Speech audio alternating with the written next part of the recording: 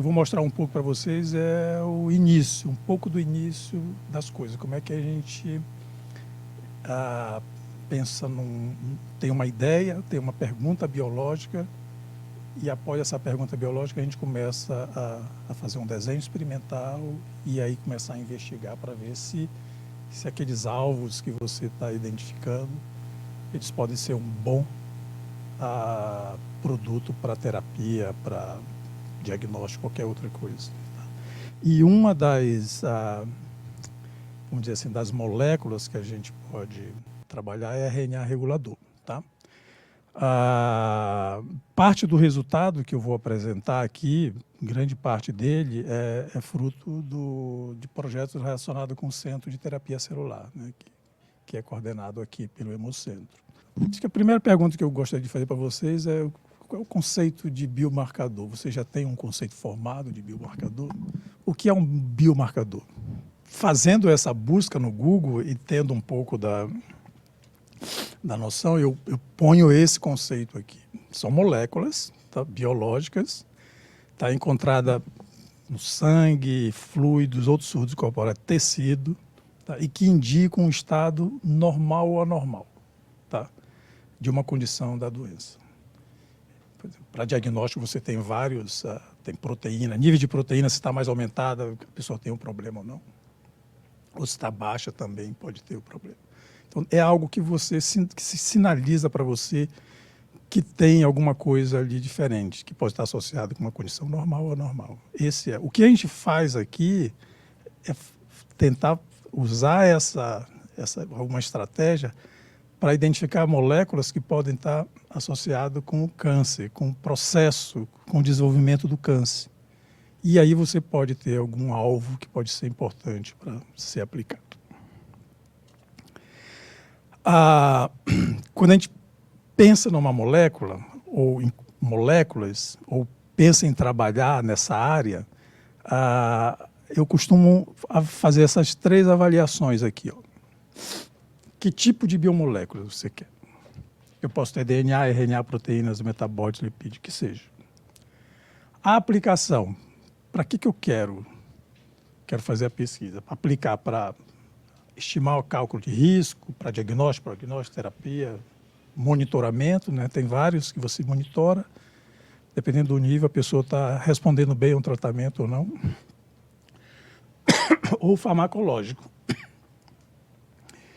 A fonte de informação, da onde você vai tirar a informação para desenvolver a biomolécula. Aí você tem imagem, né? A parte de radiômica, que extrai sinais de imagem também e tenta correlacionar esses sinais com a condição da doença. NGS, que é o Next Generation Sequence, eu imagino que alguém já deve ter falado dessa metodologia, é o sequenciamento em larga escala, paralela, né? Que hoje barateou muito o sequenciamento de transcriptoma, genoma, tudo em escala genômica. E o VOLC, que são compostos voláteis, né, que você pode também avaliar. Então você tem que decidir. Tá? O que a gente vai mostrar aqui são essas daqui. Ó. É RNA, a decisão foi por RNA, pode ser usado para prognóstico ou terapia, e como dado principal é o NGS, porque você tem 2 condições, por exemplo, tumor e tecido normal. Você pode avaliar tirar várias informações de expressão gênica, de mutação, de metilação, tá? De estrutura da cromatina, e através dessas informações, tudo em escala genômica, aplicando o método de NGS, você depois integra isso e chega a essas conclusões. Okay? A decisão nossa, há algum tempo, foi exatamente por RNA. Eu acho que essa figura você já deve ter visto em algum lugar, mas aí tem um cenário de todas as moléculas de RNA. O RNA mensageiro ali está relacionado, que é o primeiro lá, né? Relacionado com os RNAs de proteínas codificadoras e o RNAs não codificador. Que aqui você tem 2 grandes ramos, housekeeping, Tá? Não sei se vocês estão familiarizados com esse termo. Housekeeping são moléculas que estão presentes em todos os tecidos. Tá? No caso aqui do RNA, ou proteína, está expresso em todos os tecidos. Então, a gente usa isso no laboratório para servir como endógeno, controle endógeno, né? Quando você quer avaliar a expressão de algum gene. Mas esse daqui, por exemplo, se ele está presente em todos os tecidos, olha, qual é os dois exemplos que a gente está colocando aqui? RNA transportador e ribosomal. Quer dizer, toda célula precisa de RNA transportador e ribosomal. E os reguladores, tá? Que essa é a principal função dos RNAs não codificadores. Tá? E dentro dos reguladores você tem dois grupos, que é caracterizado de acordo com o tamanho dele. Se você tem maior do que 200 nucleotídeos, né, você chama de long non-code. Tá? São RNAs longos que não codificam proteína, mas eles têm uma função de regular processos biológicos. Tá? Menor do que a 200, aí tem os RNAs não codificadores pequenos, né, que é o small RNA. Aí você tem vários exemplos. MicroRNA, que é o principal de todos, mas todos esses outros participam de processos de regulação, não só durante a transcrição, tradução, tá, processamento de RNA, tá? Alguns que são específicos de células embrionárias, como o piRNA, mas o microRNA é o que tem uma ação muito mais sistêmica, tá? Que não é uma coisa, eu sou específico para tal coisa, como o small nuclear. O small nuclear, principalmente, ele está envolvido com o processo de splice, né? Enquanto que o microRNA não. O microRNA ele tem uma ação muito ampla. E é o principal molécula, vamos dizer, dentro da categoria das pequenas que a gente usa.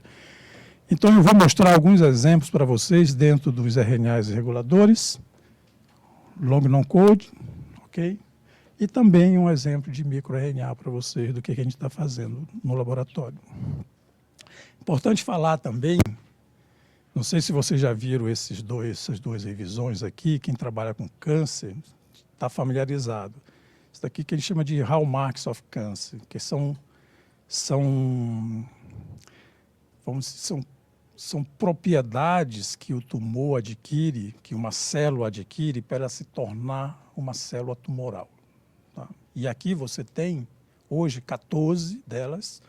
Na última revisão aqui foi incluído a parte de epigenética, a parte de microbioma, tá? Senescência.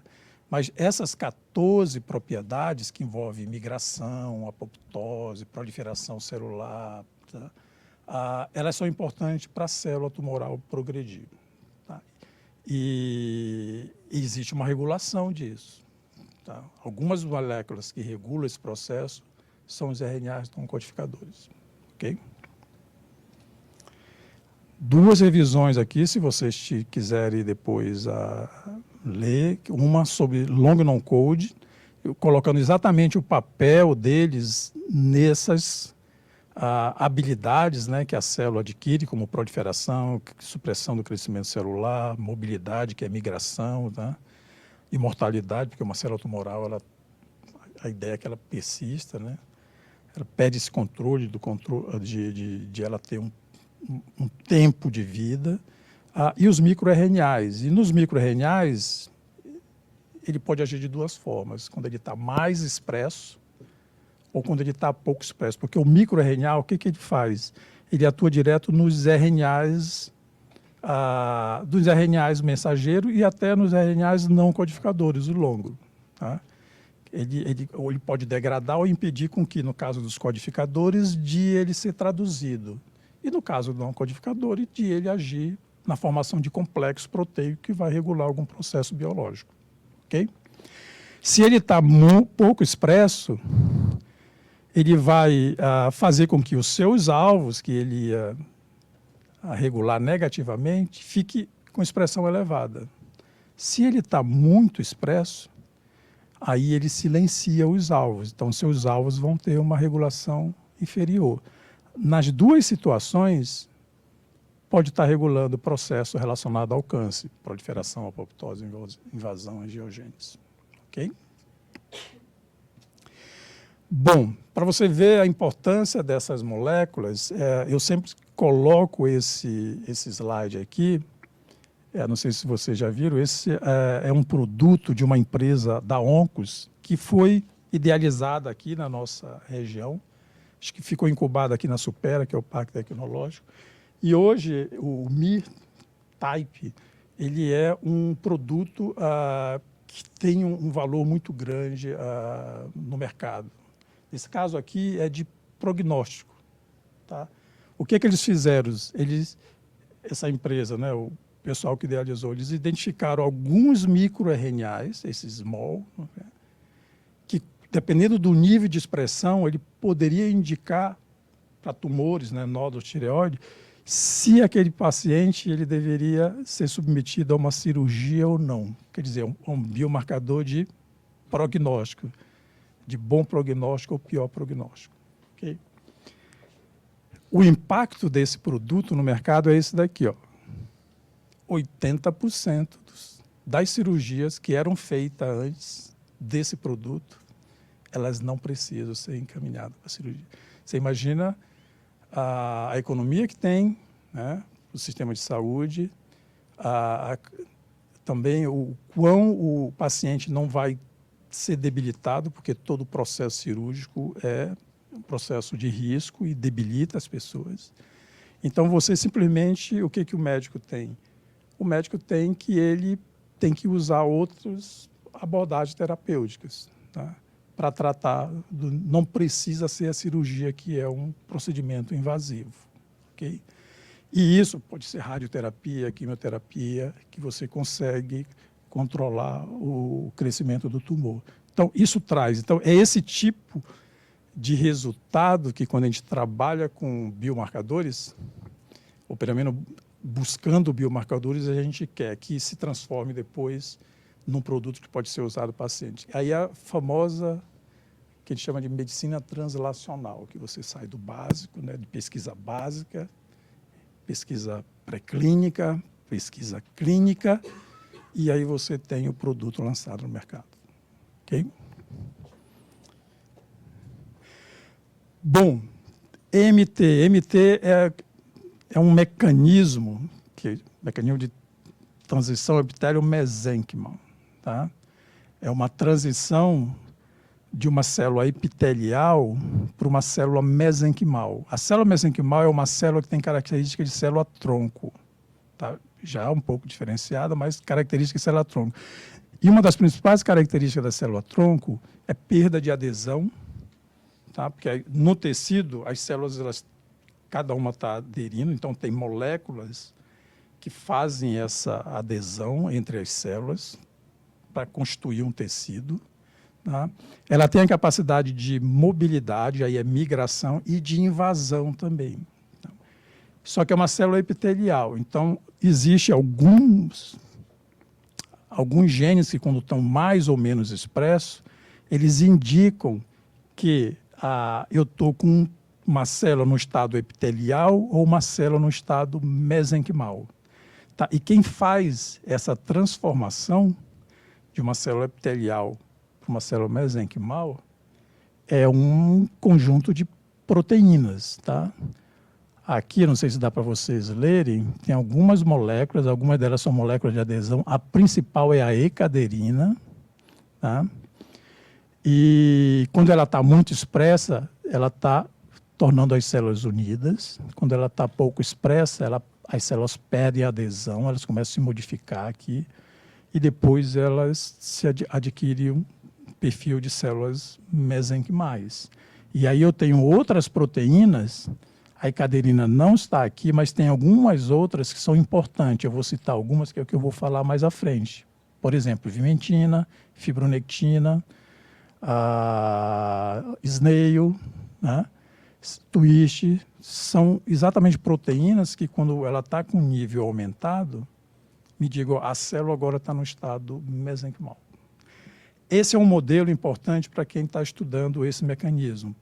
E a coisa mais importante desse mecanismo, que é um mecanismo endógeno, ok? E aí a gente classifica em 3 tipos.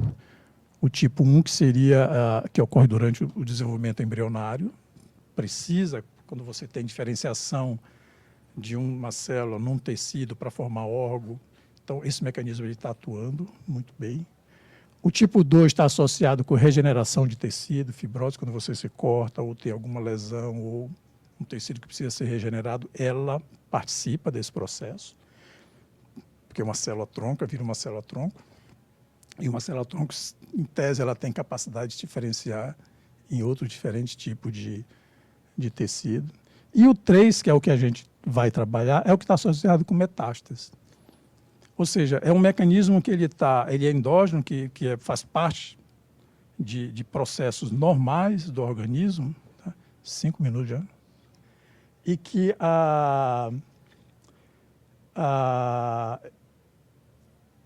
ele é importante, que quando você tem um tumor, você reativa esse mecanismo, esse programa genético é reativado. E é exatamente no tumor que a gente está estudando, ok? Bom, isso daqui é só para vocês terem uma ideia de que o tumor ele é um tecido heterogêneo e que algumas células se transformam em mesenquimais, que é essas que migram, caem na corrente sanguínea e vai formar o tecido, o tumor secundário, ok? Tudo isso começou com esse projeto aqui que foi desenvolvido aqui no Hemocentro. Esse era um aluno de pós-doc meu que hoje está na Alemanha, está trabalhando numa empresa. Ele veio com essa seguinte pergunta: tem um long non-code, que é o ROTE. A gente queria saber se o ROTE estava ativando o mecanismo de transição epitélio-mesênquima, ou seja, se ele está envolvido ativando metástases. A literatura já mostrava que o ROTE, que é um long non-code, ele está altamente expresso em tumores, no caso aqui de mama, tá? Metastático. Ó. Esse gráfico aqui mostra o nível de expressão do ROTE. Em tumores metastáticos, ele está altamente expresso. Tumores primários, que, um ou outro tem expressão, mas muito baixa. Em tecido normal não tem expressão nenhuma. Então, o ROTE está associado com metástase. Okay? A gente tem na literatura, sabia também que a transição epitélio-mesênquima está envolvida com metástase, mas não tinha o link entre o ROTE e transição epitélio-mesênquima, que, consequentemente, está ativando metástase. Então, a nossa pergunta foi exatamente essa. Será que o ROTE ele é o indutor da transição epitélio-mesênquima e isso permite com que você tenha metástases? Isso justifica o fato dele estar mais expresso em tecidos metastáticos. Ok. Esse daqui é o principal experimento que a gente fez. Então, a gente pegou o próprio ROTE e avaliou o nível de expressão dele em diferentes linhagens de células tumorais. E pegou a ecaderina, lembra a molécula de adesão que eu falei? O nível dela, vimentina, fibronectina, beta-catenina, que já são marcadores de células mesenquimais. O que a gente fez aqui, um experimento antes, foi mostrar que quando você usa o TGF-beta, isso daqui é a citometria de fluxo, tá? Você induz a produção de células tronco-tumorais. E o marcador de células tronco-tumorais é exatamente esse daqui, ó. Quando você tem o CD133 positivo e CD44 positivo. Se a gente observar entre o controle antes de induzir com TGF-beta e depois de indução com TGF-beta, eu tive um aumento, é o preto aqui, ó. Eu aumentei o número de células tronco. Então, consequentemente, eu acho que o ROTE pode estar mais expresso e está ativando a transição epitélio-mesênquima. Tá? A gente usou 2 linhagens aqui. Depois a gente pegou essas células tronco, que é o preto aqui, e aqui virou branco, tá? A gente avaliou a expressão do ROTE. Então, a gente viu que nessas populações de células aqui, que são células tronco, o ROTE estava muito mais alto, nas 2 linhagens que a gente analisou. Esse foi o primeiro indício de que o ROTE pode estar regulando algum processo da transição epitélio-mesênquima. Para comprovar isso, o que a gente fez? A gente fez esse seguinte experimento. A gente pegou um SI. SI é uma técnica, funciona igual o microRNA, mas é uma técnica que você coloca dentro de uma célula direcionada a um alvo, você vai e silencia esse alvo, né? Você degrada o RNA. Nesse caso, a gente colocou um SI controle, que não tem alvo nenhum. A gente colocou um SI para o ROTE, e depois a gente colocou a indução do TGF-beta ou não. Nessa primeira condição, eu tenho um nível de ROTE normal, baixo, tá? A ecaderina está alto. Se a ecaderina está alto, é o indicativo que? De que é célula epitelial. Vimentina em relação à ecaderina está baixo, fibronectina está baixo, então eu não tenho ativação do mecanismo de transição epitelio-mesênquica. Quando eu induzo com TGF-beta, que é exatamente esse experimento aqui, eu tenho o quê? O ROTE aumentado, que a gente já tinha visto aqui. E o que aconteceu com a ecaderina? Ela reduziu. E o que aconteceu com a vimentina, fibronectina e beta-catenina? Aumentou. Então, esse modelo me mostra que realmente o ROTE, quando está aumentado, ele está induzindo a transição epitelio-mesênquica. Tá? Se a gente mudar a condição aqui, por exemplo, eu não induzo e eu tenho o SI do ROTE. O ROTE está baixo, o problema é a indução aqui. O ROTE está baixo, a ecaderina está alto. E exatamente o que aconteceu com a primeira situação. E isso se repete no outro. Isso se repete aqui nessa outra condição, onde eu tenho a indução, mas eu tenho o silenciamento do ROTE. Se eu silencio o ROTE, a ecaderina está alta, a vimentina está baixa. Então, a gente mostrou aqui que realmente o ROTE ele é importante para induzir a transição epitelio-mesênquica e, consequentemente, a induzir a metástase. E esse foi o mote aqui do paper. A gente fez um outro, aí entra uma parte de mecanismo, tá? O ROTE, ele é sintetizado, ele está num cluster de ROX genes, que são os homeobox, tá? Quando ele é ativo, tá? Expresso, ele forma um complexo com um complexo supressor, ele se liga a um complexo supressor, que é o PRC2. Esse PRC2, o nome já está dizendo, é um complexo repressor, ele vai silenciar alguns genes, tá? E aí ele se liga na região promotora para silenciar. O que a gente fez aqui, a pedido da revista, eles queriam saber, ok, você está vendo o ROTE, mas será que ele está envolvido mesmo com o mecanismo do PRC2? Então a gente fez o seguinte, a gente fez uma técnica de ChIP-seq, todos esses daqui são fatores, vamos dizer, de transcrição, tá? E usamos duas condições, um com ROTE aumentado, e o outro com o ROTE silenciando, o ROTE aumentado, mas silenciando uma das proteínas desse complexo PRC2.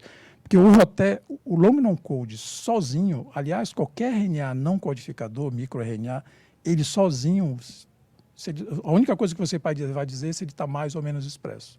Você tem que conhecer os alvos dele, tá? Quem é que ele se liga, com quem que ele forma complexo. E aqui eu tinha que provar que ele estava formando complexo com PRC2, para silenciar. Então, na condição, por exemplo, do ROTE normal aumentado, sem silenciamento de uma das proteínas do complexo, eu tenho, por exemplo, fibronectina aumentada, vermelho significa mais expresso, vimentina, ZEB1, tá? Twist, e eu tenho a ecaderina, que é esse daqui, ó, CDH1, baixo, ou seja, transição epitelio-mesênquica ativa. Quando eu silencio um desses complexos, que são essas proteínas aqui, ó, os US e o EZ, e até para avaliar a metilação, aqui, o que eu tenho? Eu tenho a expressão reduzida das proteínas, vimentina, ZEB, fibronectina, SNAIL, twist, e o aumento da expressão da ecaderina, tá certo? Células epiteliais, ok, eu desliguei a ativação do mecanismo de transição epitelio-mesênquica. E isso a gente observa que não teve, vamos dizer assim, a ocupância. O azul significa que esse complexo não está se ligando ao promotor. E o vermelho aqui significa que o complexo está se ligando à região promotora. Então, esse artigo ele foi um artigo importante porque a gente mostrou que ele está ativo, que ele está envolvido com a transição epitélio-mesênquico. Então, hoje o roté é tido como um bom biomarcador, não só terapêutico, mas como de prognóstico. Ok? Mas era isso que eu queria trazer para vocês aqui. Um recado de que a gente tem abordagens, tá? Que a gente pode trabalhar na bancada para identificar bons biomarcadores para ser aplicado depois em terapia ou diagnóstico, prognóstico.